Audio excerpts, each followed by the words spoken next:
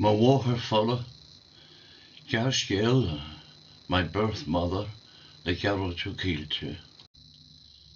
Bhí fuireann an tí altamis Caoilte. Thug siad town na hara de Mháthair. Ní ra Gearrscéal le gá lá. Ach bhúil cuairimí isteach sa seomra gach ranóid ag foire orthaí, nó ag fleacadh beola le bréanaín isce. Hí mé le taobh a lepa.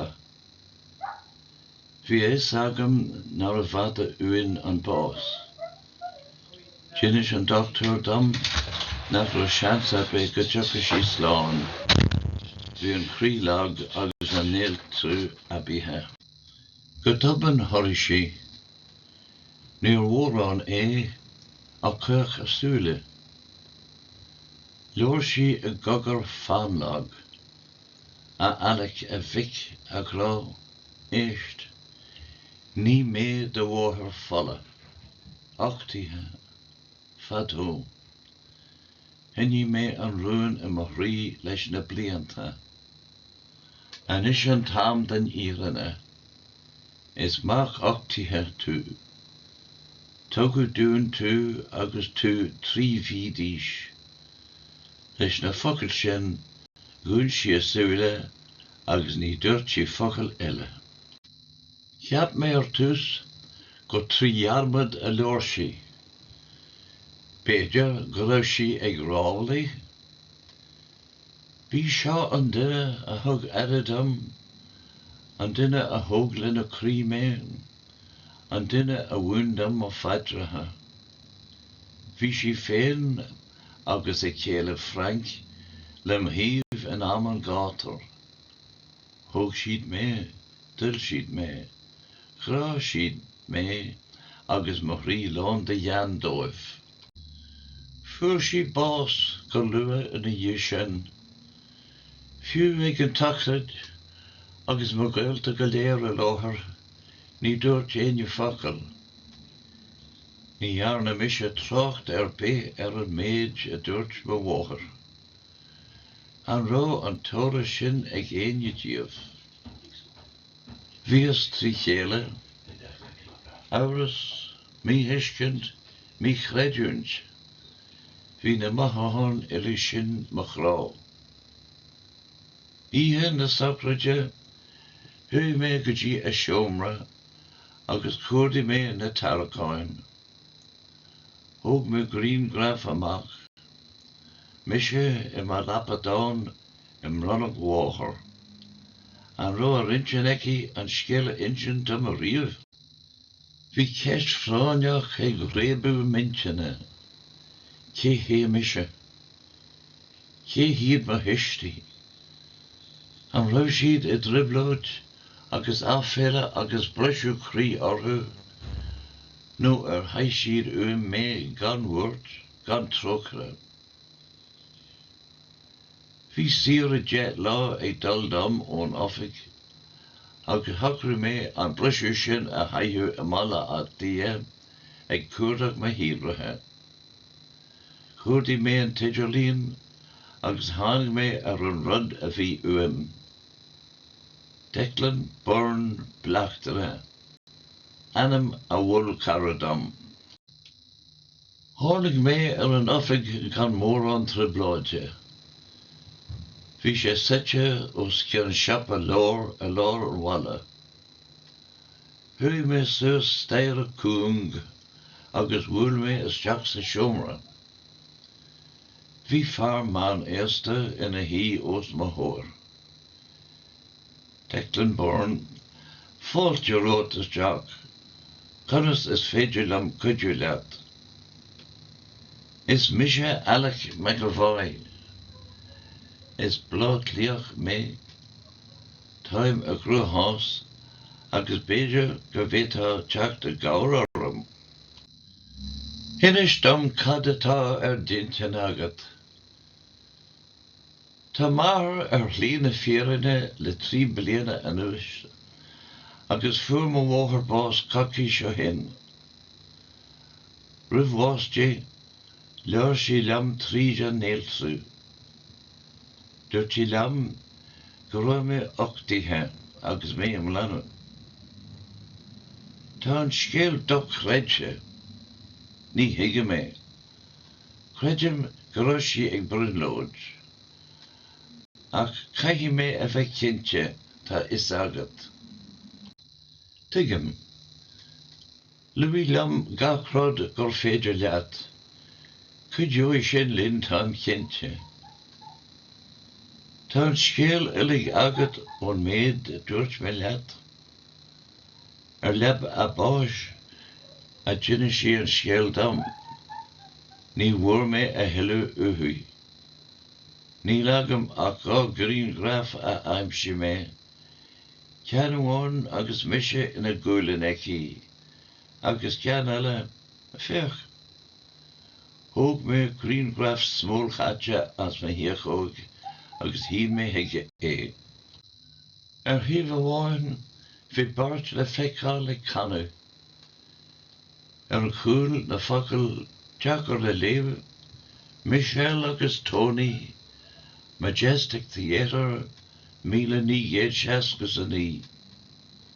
Go mbeidh sa Declan, is mór an cuidiú é sin.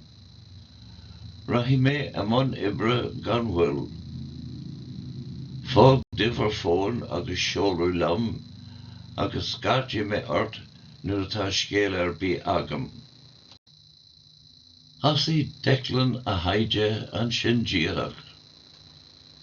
Is ionach ar fad an áise an tiidirlín. Bhear gur tháinig sé ar the Majestic Cinema. Hála ringe a bhí an a dasach moire. Is na seascadí deistríú go picture le né. Hasí gach léirú le cabaret agus scanán lán ada in íir. Bhí tíre ólais ag a cheannachara, ír agur thórsa chachar. Is am uair a bhí Bert Siamseoirí Michelle Clark agus Tony Mille ag canú sa fictúlam. Rinne mé an bhirt a haurú dom féin. Bert Gearóid ag fannach an nervhíseach ar chlítháin an stáitse. Brunlóid acu ar rá agus Gaeilge.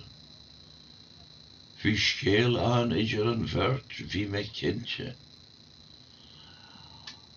Tháinig stop open leis an brunlóid.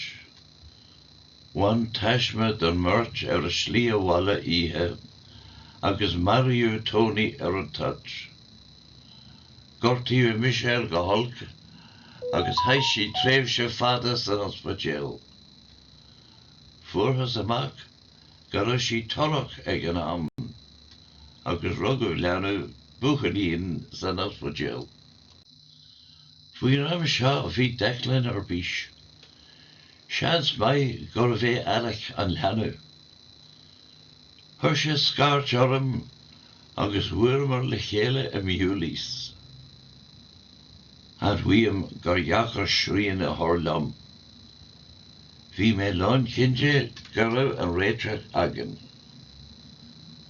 Tá bór fada roin go fóil ar sa Declan, caiimiid níos mó ibre a dhéanamh. Cad a hábhart an leanú, ar thug Michelle heici féin a rís. Cad a hábhart an mirt. Ba mhór an chóir a cheannachara an teagar thóir. Rinne sé féin chisar háin dáid féin.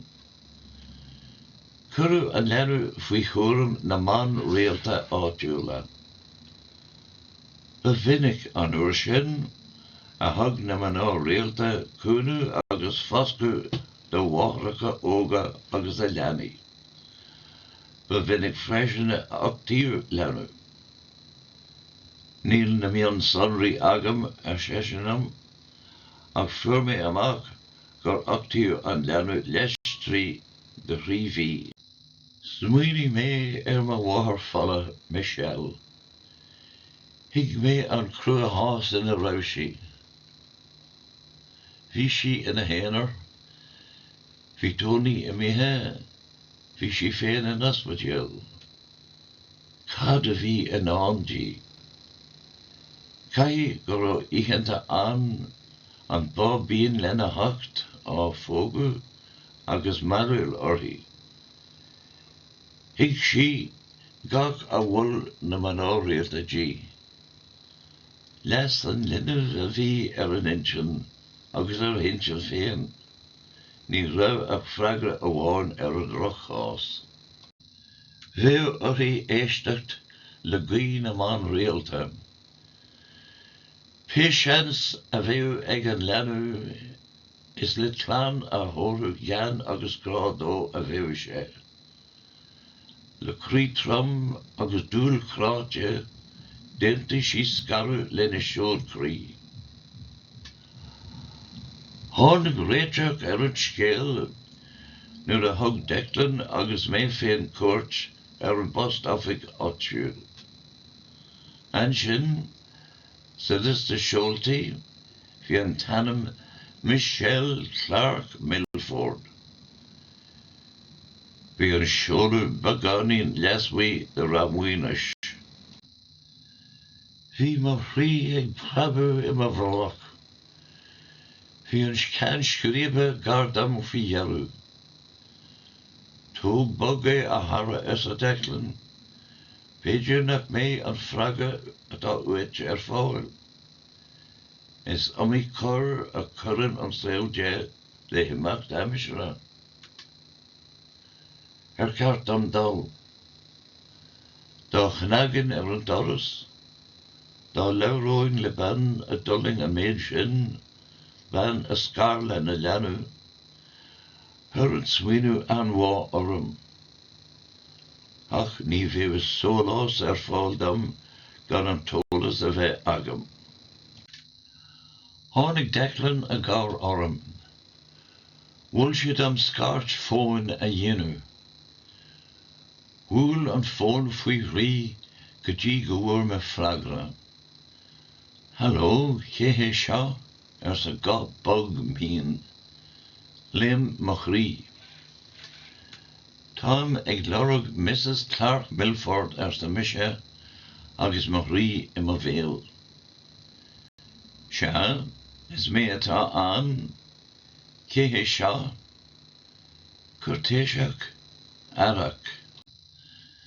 Haran mé anáil agus thur mé deis orm féin. Is mise, well, níle is agam conas tóirt faoi seo. Táim ag fisrú Mrs. Clark Milford faoi le. Ceapam béidir gur tasa atá gheist. Is mac le Michelle Clark mé. Tuigim go bhfuil sé seo deachar, ach tá dóchas agam gur bhétá cuide liom más féidir, má tá tú tiltteach. Bhí ciúnas na marabháin, nuair a focail le tlistáil. An dí chéile a bhí am. In dhearú dála leir sé. Cheap mé nach gluisin na focail sin go deo. Is bralam leir leat. Tara le go dtí an teach. Mí nó I mé gachrad dut an sin. Bhí sí ag dúirt curú dom, do chreidte. Tarann seo uair ar bé nuair atá tú ré. Rinne mé cunne don lád ar gceann. Thur fearr fáilte roim ag an doras. Is mise padar. Taristeach, taristeach. Bhí an teach fáiltiúil, geall le solas na gréine, agus le bolú aráin ba Caoilte uair. Dídean síochána. Is teach linn go dtí an seomra site, á dearra Michelle ina sí ag fannacht. Sí an seo a dúirt sí. Cé go raibh glínear ina haí, ba léir stras agus amhras. Bhí sí beagánú nervhíseach, boghlaí liom féin. Tháinig padar a gabhar orthin. Tá scéal Michelle ar ólas agan go léir. Níl deacrat bí leis. Tá a scéal ólas agan ó tús, agus támuid bródúil aistí. Bhí tucht I mo scórnach. Fech an seap mé, páirteach ina síl hana féin. Hui a gcuid fleathúireachta go smiranam. Wudi mé nóméid. Haid mé mar héal go dtí seo le tuisty, cadasta agus gráhar. Thug siad gach a raibh acu dom. Tá mo thrí lán de grádóibh. Ní ra is agam go dtí le déanaí nar a bhistí fola iad. Is an sin a cheistí mé, céirh mé féin. Bhí deor ag réit le Michel. Níor heastí uaim a riú tú a réigint, ach níor a dul asam ag an am. Stad a Michel, ná bí búrtha, níl millán ort. Leis sin, doscail doras an tí, tháinig duine isteach agus flab an doras.